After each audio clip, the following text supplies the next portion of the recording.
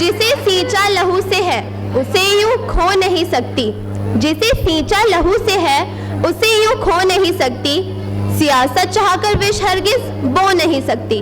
वतन के नाम पर जीना, वतन के नाम पर मरना, शहादत से बड़ी कोई इबादत हो नहीं सकती। ऐसे ही वीर क्रांतिकारी जिनका जन्म लाहौर में हुआ, जिन्होंने धर्म परिवर्तन के खिलाफ अपना बलिदान दे दिया, ऐसे वीर के जीवन पर प्रकाश डालने हेतु मैं आचार्य रजनी जी को मंच पर आमंत्रित करती हूँ। ज्ञानदायिनी मां शारदे, अतिथिगण, प्रधानाचार्य जी, आचार्यगण एवं मेरे प्यारे भैया बहनों, आप सभी को गणतंत्र दिवस और बसंत पंचमी की हार्दिक शुभकामनाएं।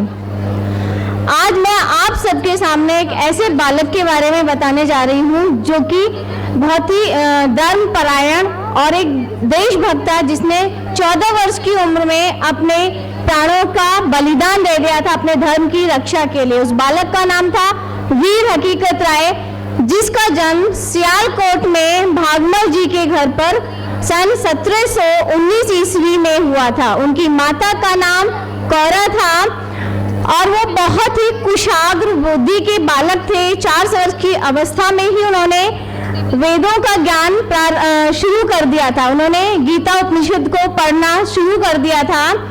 तत्कालीन सरकार के अनुसार सरकारी भाषा में फारसी भाषा, सरकारी कार्यों के लिए फारसी भाषा का प्रयोग किया जाता था। इसीलिए भागमल जी ने निर्णय लिया कि उसको मदरसे में दाखिला दिलाएंगे और उसका दाखिला दिलाया गया।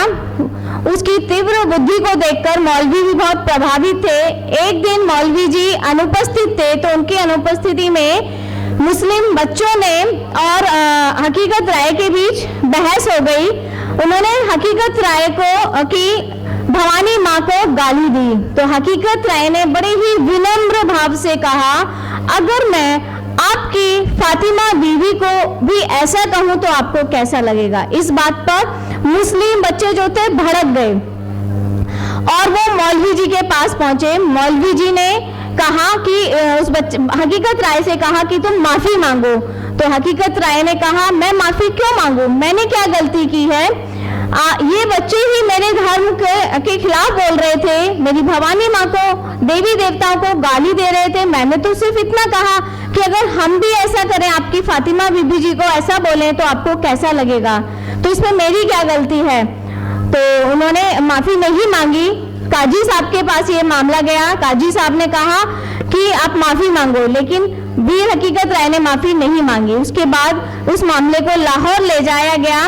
लाहौर में के सूबेदार के पास वो केस गया, तो उन्होंने कहा, जब मामला सुना तो बच्चों का झगड़ा समझ के उन्होंने कहा, अच्छा तुम माफी मांग लो, लेकिन उस बच्चे ने माफी नहीं मांगी। और मुस्लिम समाज ने कहा कि हमें प्राणदंड चाहिए इस बच्चे के, क्योंकि इसने हमारे धर्म का, इस्लाम धर्म का अपमान किया है। तो उसके माता पिता ने जो थी 2 दिन की मोहलत मांगी कि ठीक है हम समझाते हैं। और जब उन्होंने उनसे समझाया कि बेटे तुम मुस्लिम धर्म को अपना लो, कम से कम जीवित तो रहोगे, लेकिन उसने कहा, माँ मैंने बचपन से आपने हमें सिखाया है कि अपने धर्म की रक्षा करो, तो मैं अपने धर्म की रक्षा करूंगा, मैं मुस्लिम धर्म को नहीं अपनाऊंगा। और उसने जब उसको फिर से ले जाया गया सूबेदार जी के सामने, तो उसने कहा, क्या मुस्लिम को मौत नहीं आती जो मैं इस्लाम धर्म को अपना लूं, तो मैं मरूंगा नहीं। तो उन्होंने कहा, कैसी बात करता है तू, क्यों नहीं मरेगा, जो जन्म लेता वो तो मरता ही है, तो फिर मैं अपने धर्म को क्यों त्यागूं, मरना तो मुझे फिर भी है, तो मैं आज ही क्यों नहीं, मैं अपने धर्म को नहीं त्यागूंगा, मैं मुस्लिम धर्म को बिल्कुल भी नहीं अपनाऊंगा। और इस बात पर उसको मृत्युदंड की सजा दी गई और उसे कोतवाली के सामने जमीन में आधा गड़वा दिया गया। पब्लिक को इकट्ठा किया गया, मनादी के द्वारा उस पर पत्थरों की वर्षा की गई, पत्थरों से लोगों ने उसको मारा, उस 14 साल के बच्चे को।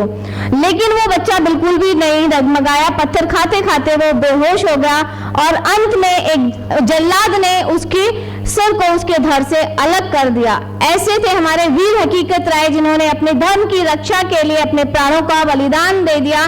मैं ऐसे वीर हकीकत राय को शत-शत प्रणाम करती हूँ और उम्मीद करती हूँ कि आप सब भी हमेशा अपने धर्म की रक्षा करेंगे और अपने धर्म को आगे बढ़ाएंगे, उसका प्रचार करेंगे। धन्यवाद।